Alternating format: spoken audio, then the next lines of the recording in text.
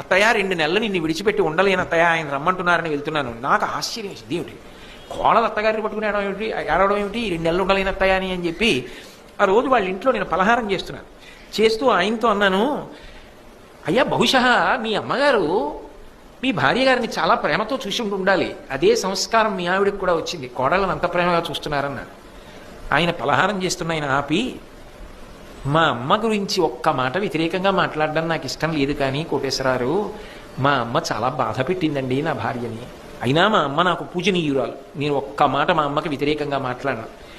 నా భార్య ఎప్పుడూ ఒక మాట అనేది, నా కోడళ్ళు మాత్రం ఇలా బాధపడకూడదు, వాళ్ళని గుండెల్లో పెట్టుకు చూసుకుంటాననేది, అందుకే నా కోడళ్ళని మాత్రం నా భార్య ఒక్క విషయంలో కూడా బాధ పెట్టదండి అన్నాడు.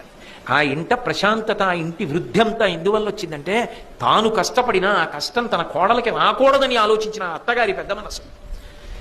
అక్కడే